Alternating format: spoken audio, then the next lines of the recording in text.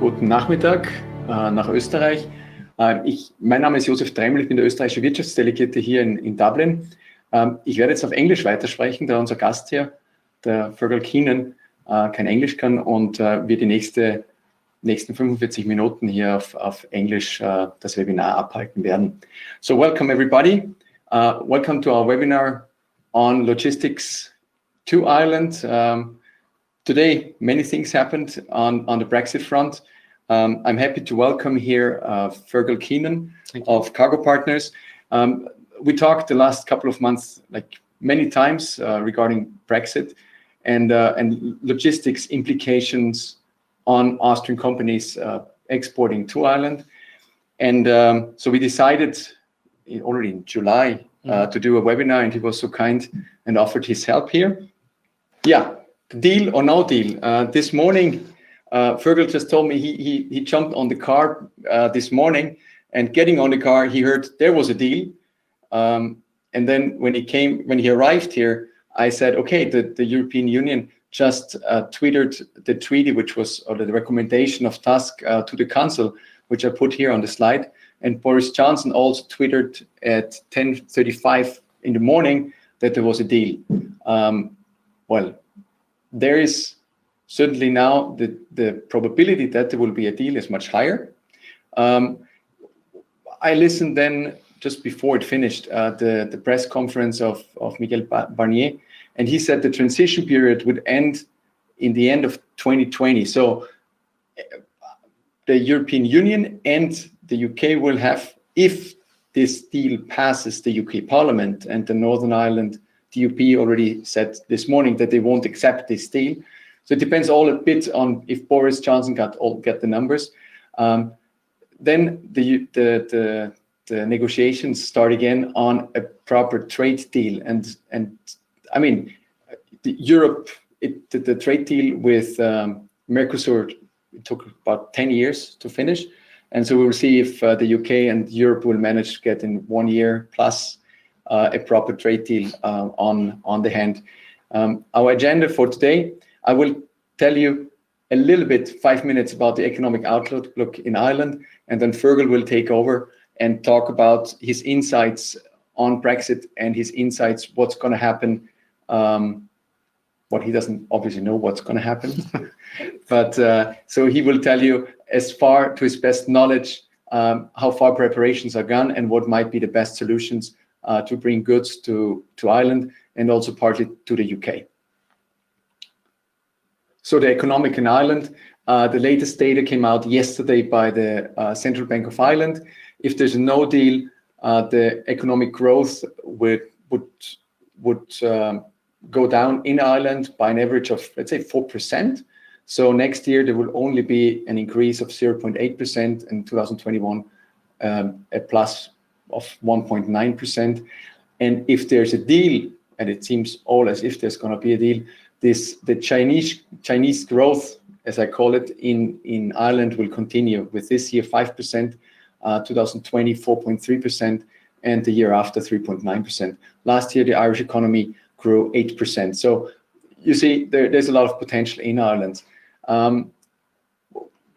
Thinking of Brexit and Ireland, you always have to think of the two islands, let's say of the rural areas and the cities in Ireland, because Dublin, Cork and Galway most probably will profit from a Brexit through additional foreign direct investments. And there's already more than 100 mainly financial service companies that set up business and their European headquarters in Dublin.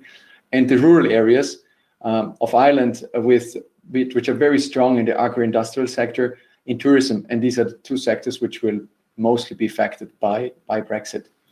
The Irish government, of course, saw that happening, that the rural areas will be hit harder by a Brexit. So already last year there was this national development plan enacted, and there's 160 billion euros invested over the next years to come in infrastructure, health, renewable energies, and also rural development. And their Austrian companies are very good positioned. And here at the Trade Commission, we really work a lot with Austrian companies to get into these new sectors. If you're interested in Ireland and you're not here, or you're already here and want to do more, now is the time to come over. Irish companies are really looking to diversify their supply base and are really open to get new proposals from continental European companies, because they just want, diversify away from the dependency on the UK. So before Fergal starts, we prepared 2 polls. I would ask you to answer the first questions. Do you already deliver to Ireland? And please select one of the 3 answers: on a regular basis, occasionally, or not yet, but just interested in Ireland. We see now that 50%, 48%, so approximately half of all the participants export on a regular basis to Ireland, and 1/4 do it occasionally. Perfect. Thank you very much. So we will have now the second one. Are your deliveries going via the UK land bridge? HGV would be heavy goods vehicles. Fergal explained before, that's like a specific English expression for LKW, I would say. Mm-hmm. And the second question is from mainland Europe directly to Dublin over ferries, or if you do container shipments, which is interesting on especially the paper trail, which would be used in the future. So we have 57%, 60% UK land bridge, 30% containers. In general, they say it's almost, and Fergal, please correct me, it's 90% of all goods into Ireland go through the land bridge. That's correct. Currently. And so, yeah, I leave it here with Fergal. Yeah, I'm really curious about your talk now. Perfect. Thank you, Joseph.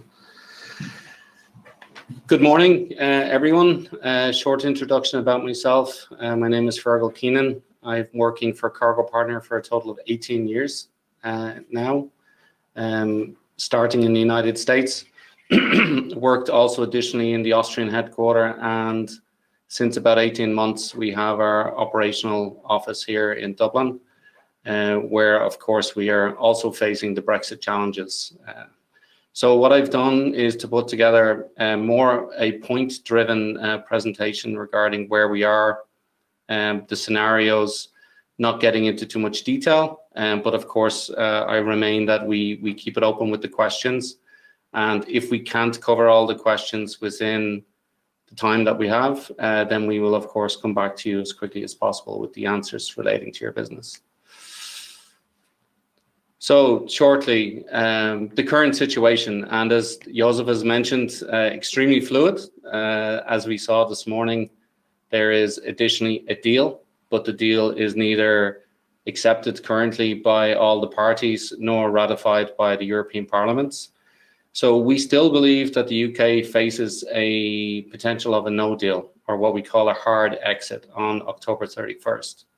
And the issue with a no deal, of course, is the consequences. And the main consequence of this is that the EU will consider the UK as a third country under EU regulations. This impacts the trade to Ireland as well, because as mentioned before, and as we saw, nearly 60% of you use the land bridge. It is a real fact that the goods coming across the land bridge will be impacted in some way in the event of a no deal, due to border controls and congestion mainly. The other thing to consider in the event of a no deal is that your goods will be required to export clear from the European Union if you're going to the UK, and will also require an import clearance to the UK with goods originating in Europe. You should consider at this time your route to market, and this is part of the logistics scenarios that we've been reviewing. There is a specific and unique case regarding Northern Ireland, which of course I will get into a little bit later, not in so much detail, but we've seen a separation of supply chains between North and South on the island of Ireland in the recent months. What does it mean, a no deal in general, for your business? I think everyone is aware of this, and just to confirm, we are expecting that there will be additional costs for the movement of your goods. This may be in simple supply and demand of equipment and space. It may also be related to the customs topics. You will face, as we mentioned, the potential of export and import customs clearance when you speak of UK-bound cargo, and this has to be factored in, obviously, to the cost of your goods. We are expecting as well, due to the congestion and the new processes, the real potential of increased transit times. We know and we have seen in the food sector and in the pharma sector, this is a very big issue. But of course, in the real world scenario, we know the regulators are being as flexible as they can in order to make the movement of goods different on different sides from the European Union versus the UK. We also have seen, and what a lot of people have not allowed for, is that in their own businesses, that they will have additional administration costs. It will be more on a third country basis, and many companies have not been active on third country, or if they're not active on third country, are not aware of the requirements that are needed for the documentation and the responsibility for record keeping. We make a big point about the fact of the third country status in relation to the UK, because now it is bringing into the European Union the real application of Incoterms, and particularly on a DDP basis. The Incoterms give a specific risk and responsibility, and where previously it was just delivered, now of course you also face the potential of a duty cost, which you need to be aware of, in addition to additional documentation depending on the origin of the goods or indeed the content of the goods. I mentioned here part of the administration is the commercial documents. We need to make sure, and I recommend you look at your commercial documents in order to ensure that they meet third country status. For those exporting from Austria, consider you're exporting to China is the easiest way to describe it, because in reality, in a no-deal scenario, this is how the European Union will consider the UK. Also, for Austria particularly, you need to be aware that if you're export clearing and you're crossing borders within the European Union, you may additionally have the requirement of a bonded transfer. So you need to make sure that your logistics provider is providing the proper bonding for your goods to cross borders within the European Union in order to export to the UK or transit further to Ireland. How are my commercial documents impacted to or from the UK? Again, it's third country. For those who are active in third country transactions, you will be very familiar with full descriptions and harmonized codes values, the use of TARIC in order to give you the harmonized codes that you need. What is particularly important for any goods destined to the UK is the requirement that the EU EORI shows on the documents, and additionally, the UK EORI, if issued, and they are still issuing EORI numbers in the UK, or VAT number of the importer must show on the documents. For those who are active in sectors that are food-based, if you have product of animal origin or product of plant origin, you still will be required to present the appropriate documents in order to get those goods into the UK. But currently the UK has suspended the physical checks and the notifications that are going to be required on the goods entering the UK. Again, I make the point that a T1 may be required depending on where you're export clearing your goods and which border you're crossing into the UK. If you're importing from, if your importer in the UK, your client in the UK has a TSP number, this will speed up the process for the movement of goods.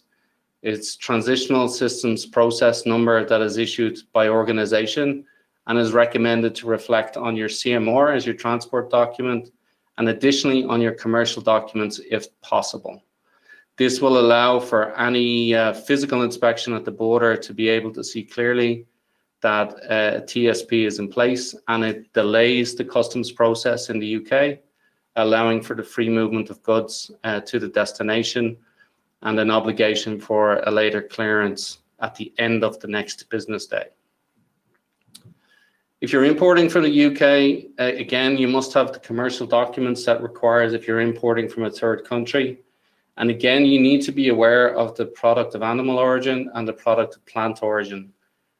Unlike the UK government, which has advised in the event of a no deal, they are suspending the requirement for pre-declaration of animal origin goods, as example. The European Union is not suspending that requirement, and as such, notification and reporting on a normal third country basis needs to be made in the traces system. And you need to be aware of this, and it's one of the factors that does definitely impact transit time, and additionally, of course, cost.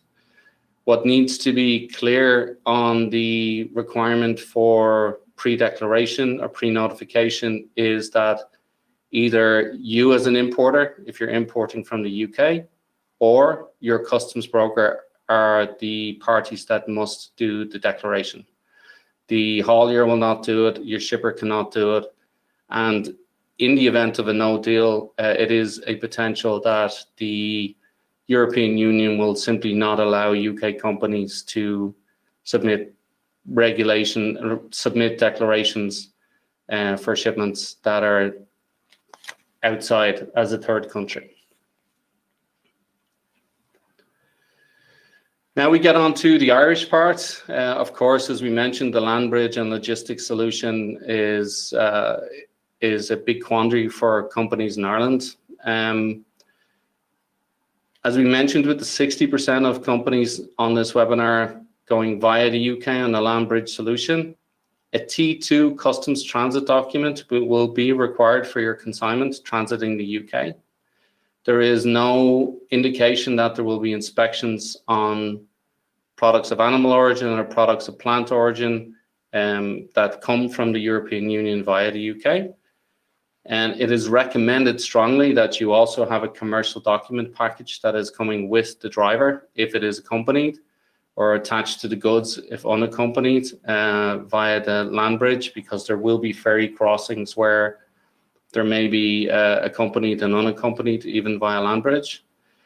And if your route to market is between European Union ports, and I know we have some people from the Port of Antwerp as example on this webinar, in general, the situation remains the same. Short sea services between European Union ports, they are free to move, and they will be green lighted when they come to Ireland or go from Ireland to Europe. It is still recommended that the update on the commercial documents are there in the event that there will be examinations, as there is an expectation that there will be some checks done also on goods moving directly between European ports, both in Ireland and on the European Union. How is Ireland prepared? I don't know if many people have on this webinar have been aware really how Ireland has prepared. I think Josef has also, in addition to myself, done a port tour here in Dublin and seen that the preparations are indeed in place. There is some small statistics here that were presented also by the Freight Forwarders Association here in Ireland, with an estimation of additional effort. And as we see, in the event of a no-deal Brexit, we are speaking really of a 13-fold increase in customs declarations. This is creating itself a problem with, or has created itself a problem in the past with the knowledge of customs, because for many years, goods have been moving freely within the European Union. And now there is going to be a high demand for high demand for custom services that for goods coming into Ireland or into Europe indeed, in the event of a no-deal Brexit. Transit declarations, which we mentioned in the form of a T2 or a T1 document, how it is applied, will increase 100-fold from currently 40,000 to 4 million, which is quite an astounding figure. And of course, carrier safety and security, which we cannot forget, which is being done, of course, by the haulier, will increase from approximately 250,000, which are done today, will increase from 100,000 to approximately 25 million. This is quite a demand on resources, as we can imagine, throughout the whole logistics industry within Ireland, but indeed we have prepared for this. Ireland has invested heavily both in customs officials and IT infrastructure, additionally in port structure with traffic flow plans to allow goods to move as quickly as possible in the event of a no-deal scenario.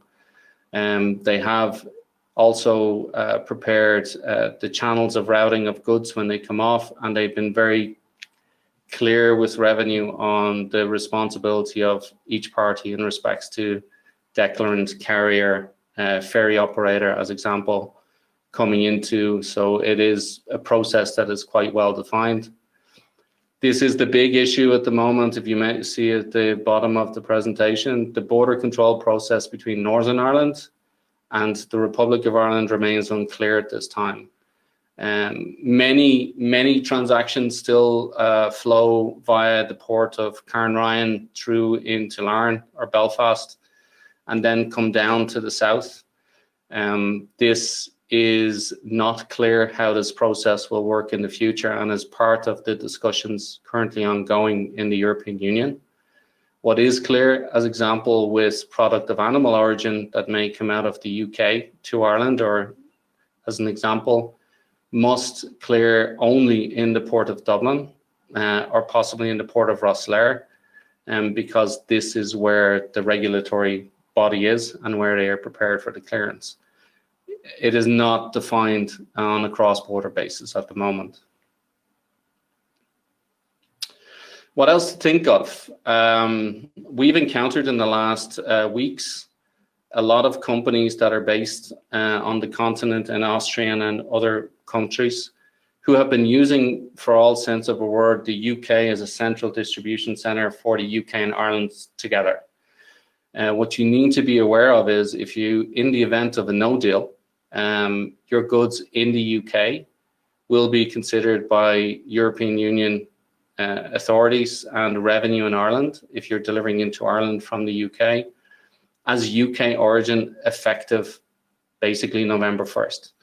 This means that it is subject to all the regulations of a third country, and you should be aware of this.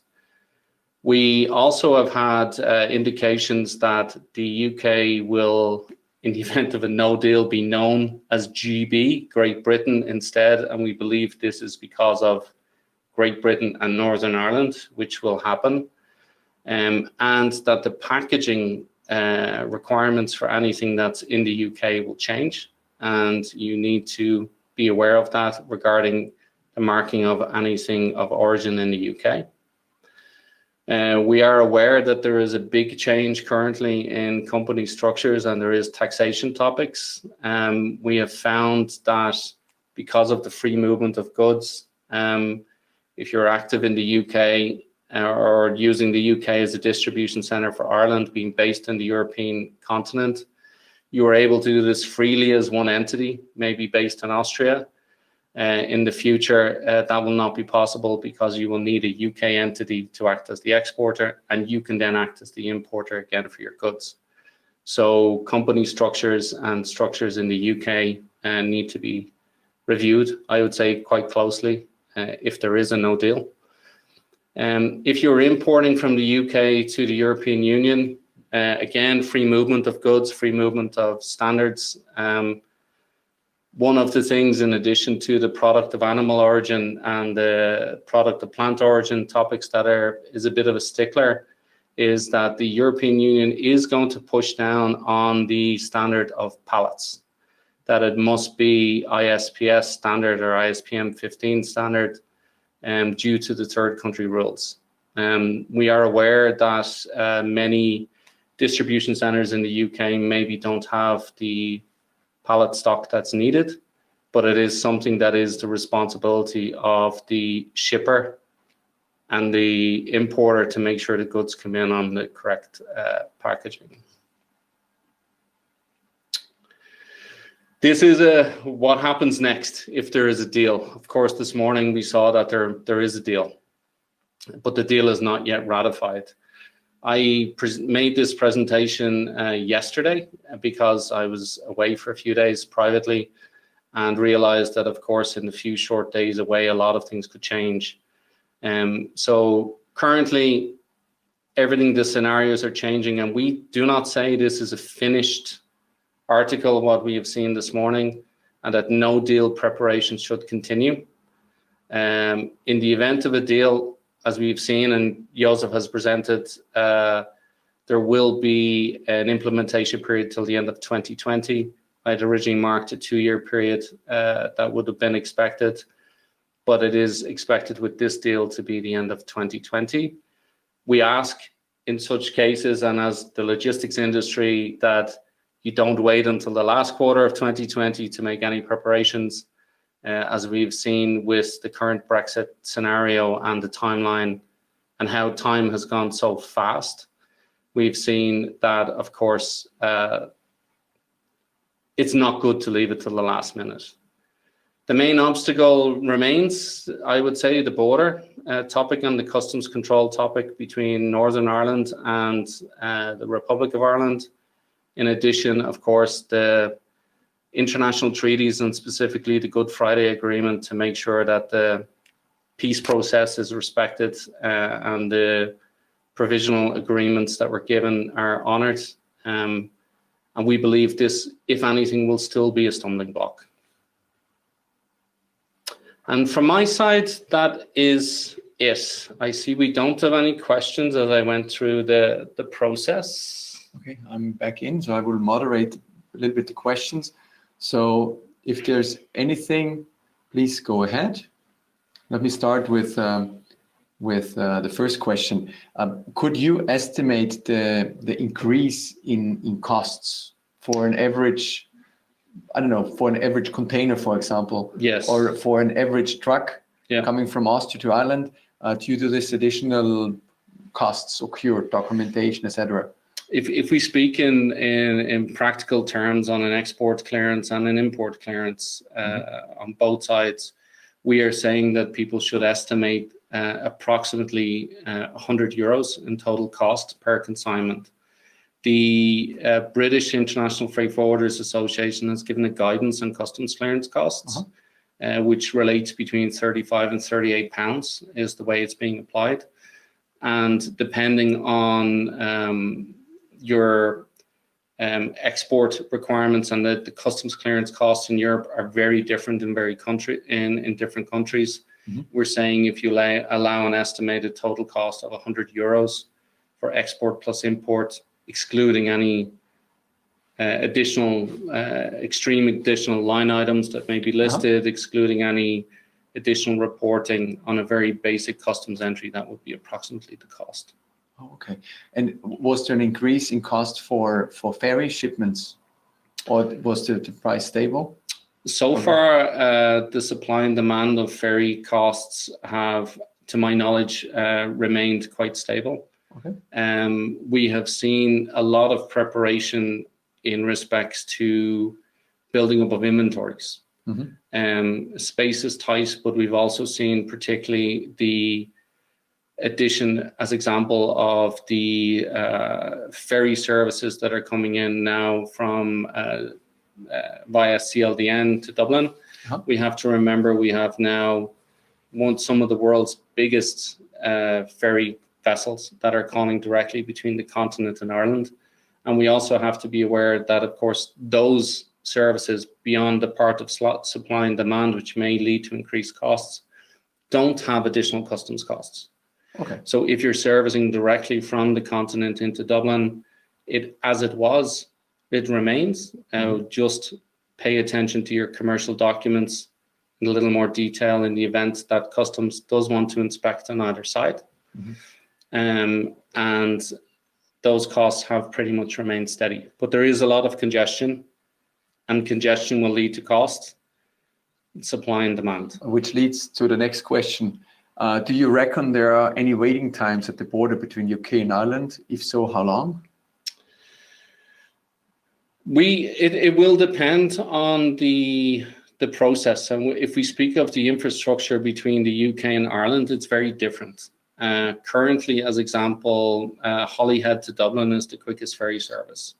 So Holyhead to Dublin is sometime around 4 hours by service. But at the moment, the UK Customs does not have a border post at Holyhead. Oh, okay. So there is quite a lot of things on the UK side that can impact the flow of cargo. Mm-hmm. And we do expect that there will be a delay. We believe that unaccompanied trailers, as opposed to driver accompanied trailers, will have more inspections coming in. Mm-hmm. And then the question is, of course, the preparation on the export clearance, import clearance, and the traffic flow once the cargo arrives to Dublin. We're hoping it's hours. That's what we're hoping, but we're hoping it's no more. Okay. Another question, what will happen with all the newly recruited customs officials if there's a deal? And if there's a deal and they are no longer needed? That is there's not really a question for me, but we believe that the customs officials that have been brought in place and over the last months have anyhow, from a logistics side, we have seen that they have been quite active. They are doing a lot of inspections currently on existing third country transactions, excluding Brexit. And I'm very sure that if the government has employed them, the government will hopefully find work for them and keep them employed. Actually, I can add on here. Mm-hmm. Ireland contracted about 500 customs officials. Ireland, the most important trading partner of Ireland is still the UK. And even though there's a deal, the UK will leave the European Union. Yes. So all the Irish exports to the UK will have to be custom cleared. Correct. So I guess like the broader part of all of these additional resources are put into actually what they were hired for, to work and facilitate the flow of Irish exports and UK imports into these two countries. So there's another question. Are there plans to avoid land bridge in future and increase the supply of direct shipment? Yes, there is existing services that come into Ireland, both containerized and trailer services. The plan, it is going to depend on how the borders go and the cost, and again, supply and demand. The services via the land bridge currently are quicker. The question is, will the delays at the border make them no longer viable transit time wise? The services from continental base port into Irish port are a little bit slower, but they are more stable and more fixed, even though some of the containerized vessel operators operate on a tramp basis, so they're moving around quite a lot. So yes, the plan is to have an option to avoid the UK and the land bridge. The idea is to avoid the congestion, and this we have to see how it pans out in the event of a no deal, or indeed a deal still with customs processes. I got a question by email now, so we're almost like in a radio program. Here. Is it possible for an Austrian entity to get a TSP even if there is no UK subsidiary? Our customer has a UK VAT number and a UK ORI number, but it said no entity in the UK. The transitional systems process document is applied by Her Majesty's Customs in the UK, and this is a question where you have a foreign entity registered with the UK ORI in the UK. I believe that if they are registered to do importing into the UK and have a UK ORI, they should be able to get a TSP for the import of their goods. But I would question in the future, because of, especially in a no deal scenario, how an entity not in the UK would then satisfy duties and taxes, let's say, for goods entering the UK. So I will have to look into this in a little bit more detail and come back. But I believe the issue here is actually about the physical entity and not the registration that currently exists and what it will be after October 31st. Perfect. There's another question. In case of a deal and everything remains as it is for the next 2 years, do you still see a modal shift opportunity from truck only? There is not going to be a transition period of 2 years. This morning, Mr. Barnier said in the press conference that they agreed on a transition period until the end of 2020. So it will be 14 months, not much more.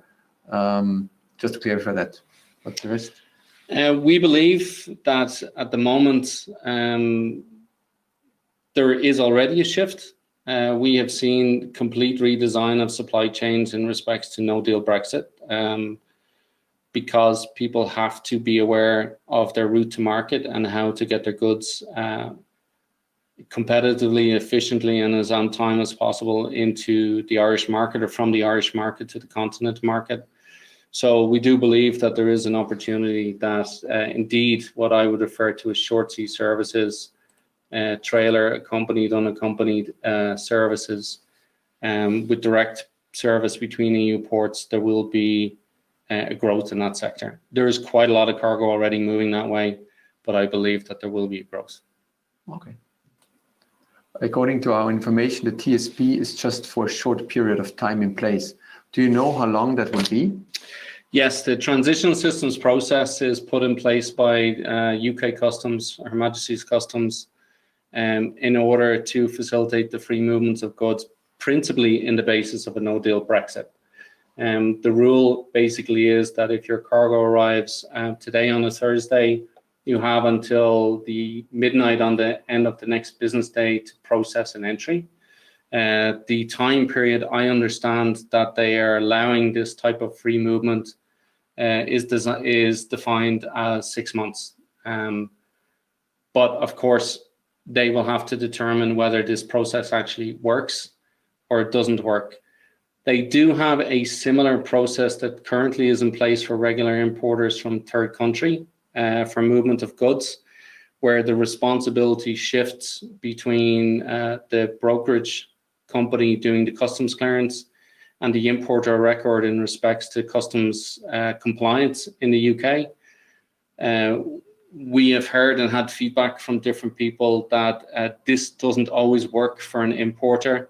And as we had with our earlier question about TSP for a company with a UK EORI but not based in the UK, it certainly may not work in that case because customs will have nowhere to go to. So there is a shift of responsibility when you do get this TSP process. Another question, if the UK customer has got a TSP, is there still a T document needed? This is for the bonded transport, I suppose, no? This is for the bonded transport. I would see it as a different requirement. TSP will only be applied for import to the UK. The T document may be applied for export cleared Austria, crossing borders, entering the UK. If you talk about land bridge, it's a T2, and TSP is not in scope because it's not within the European Union.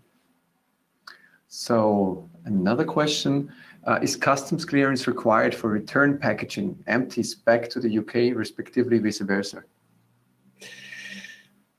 This is an interesting question. We've had the issue of returns, and we've had the issue of returns in respects to the food sector. I would say it depends on how the goods enter the country.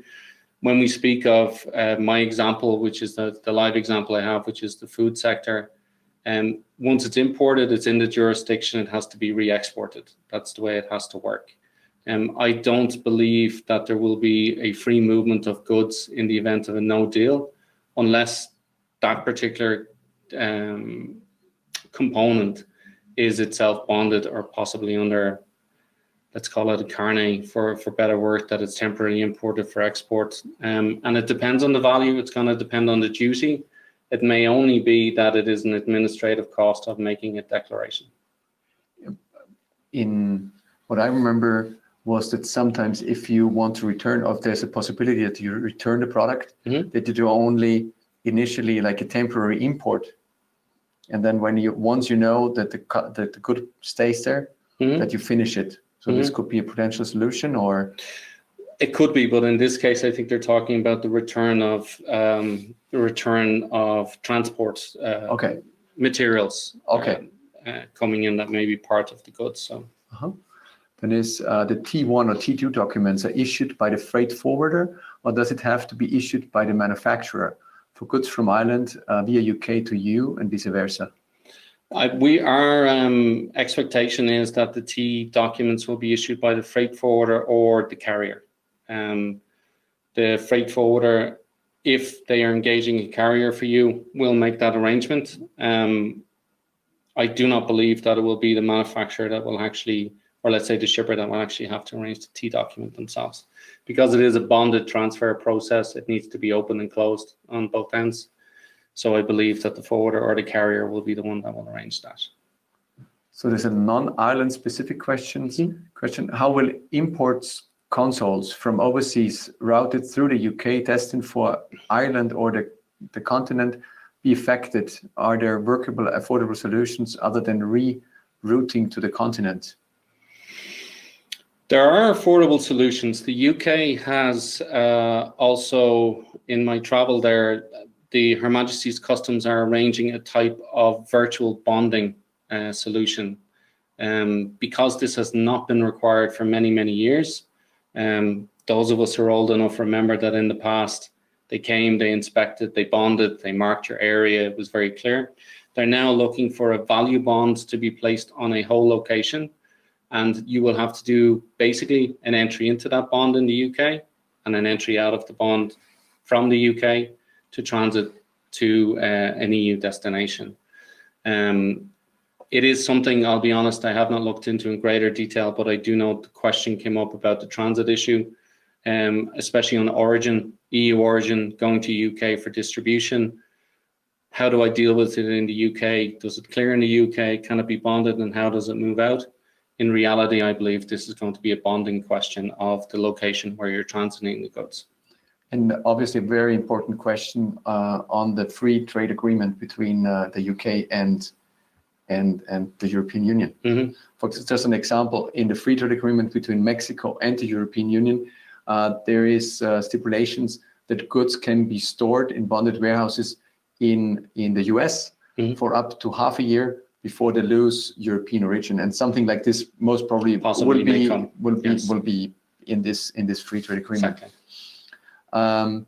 Here, next question. How Brexit ready are the UK companies? It's a bit of a loaded question. I have to be honest, I have been to the UK many times in the last months, visiting customers and looking at different supply chains and routing. I would definitely say that UK companies are less prepared than European companies, as I would also say that the UK authorities are less prepared than the European authorities. Many UK companies, especially those who are not been active in a third country transaction out of the UK, are very lost at the moment. And many of them do not, for example, have a European entity where, for example, they could take goods from UK to Austria, or even if they had an entity in the Netherlands to clear in Austria, they've only been in the UK, they've been a silo. They've been operating within the European Union. And now on that silo philosophy in the UK, because they have not gone beyond with their company structures and for taxation, as I mentioned earlier, in some cases, they are facing also fairly big organizational topics and problems. On Irish companies, they say 9% of companies in Ireland invested 100,000 euros into Brexit preparations, even though still like 40% of the companies didn't do too much. Yeah. But this is mainly this like one person's companies which struggle like with the daily business, and they will face the problems once they're there. What certainly is also interesting, it's not a question here, the Austrian companies who send products to Ireland and routed them through the subsidiary in UK. Yes. my office is dealing recently with companies who really analyze the situation and say, okay, we have to set up operations, like at least a legal entity in Ireland in order to facilitate VAT-free movement or transfer, shipment, and billing to our Irish customers. Do you find similar requests? We do find it, and it is an issue again of the organization and the taxation topics. Where you have an Austrian entity that has a UK entity and the goods are in the UK, you cannot then have the Austrian company exporting from the UK and importing as themselves. Yeah. But you can have the UK entity registered in the UK also showing the Austrian entity as an importer back to Ireland if the goods are UK origin.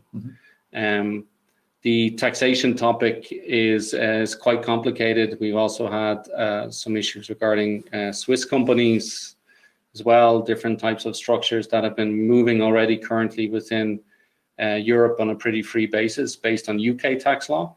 And now that situation will change because of directly having to deal with Ireland and change organizational structures.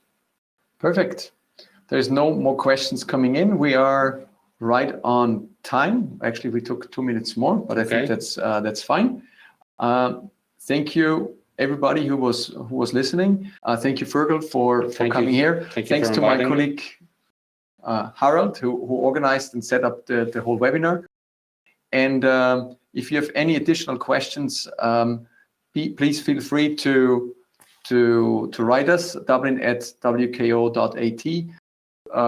You find a lot of information on Brexit on the website wko.at/Brexit. There's all the information also from my colleagues in the UK and our team in Austria, in Vienna, who is destined to prepare Austrian companies for Brexit. And certainly we are happy to provide you also with the contact details of Fergal if you have any more detailed questions on logistics from Austria to Ireland. And yeah, thank you very much. Thank you.